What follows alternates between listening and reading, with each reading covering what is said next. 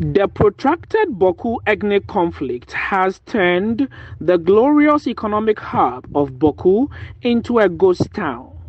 The situation has not only led to loss of lives and property, but have compelled businesses to fold up and public sector workers seeking massive transfers out of Bawku. The imposition of a ban on motorbike riding, wearing of smokes, and a curfew from 8 o'clock p.m. to 5 o'clock a.m. daily forms government's initiatives to forestall peace in Bawku. But feuding factions allege that the spillover of the conflict in some specific routes is life-threatening to their livelihoods. Addressing a press conference in Bawku, the Youth Association appealed for extension of patrols and escorts to the Bawku-Pulimakom and Bawku-Bolga roads. Spokesperson for the group, Abdul Majid Bagura, said government and security agencies must intensify patrols and regular escorts along the two highways to save lives. We urge that particular attention is paid to all the trouble routes. The Bawku-Bolga-Pulimakom highway, being the most precarious route to fly, has long been ignored by the government and the regional minister.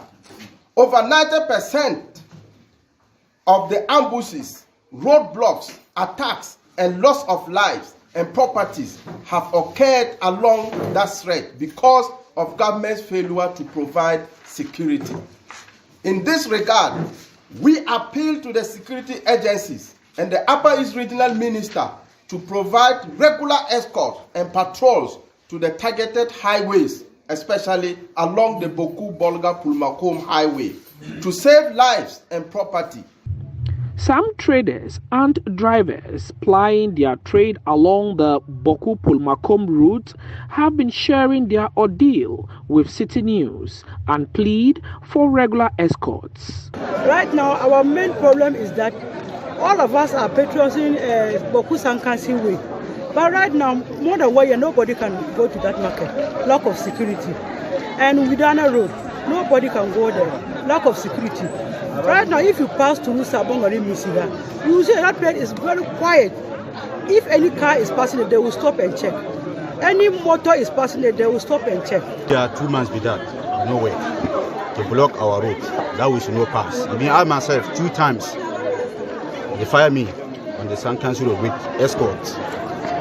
Just near here, Sabong here, they block the road. There nobody to pass.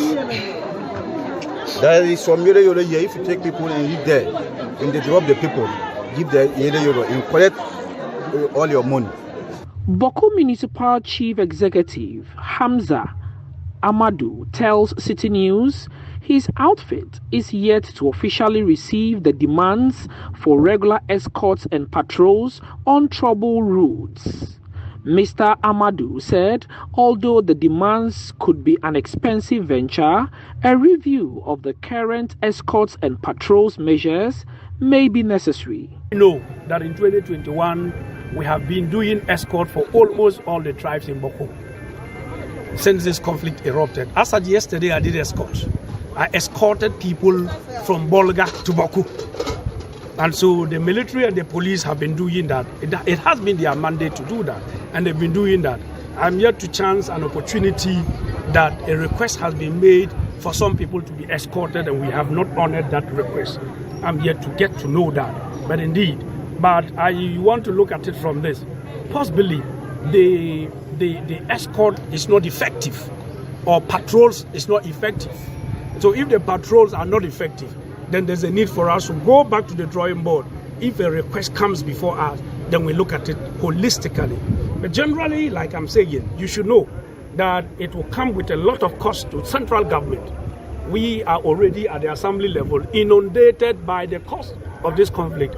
I cannot estimate the number, the amount of money that the assembly has completely expended as far as taking care of this conflict situation is concerned. The feuding factions in the Bawku-Ethnic conflict, that's the Kusasis and the Mamprosis, have expressed dissatisfaction about attacks on their persons on the Bolga-Tamale Highway and the Bawku-Pulimakom Highway. The youth groups of these feuding factions, that's the Kusa Youth Group and the Mamprugu Youth Group associations, are therefore calling on government and the security agencies to provide 24/7 escorts for travelers on these two highways to avert further attacks. Reporting for City News, I'm Frederick Awuni, Bawku.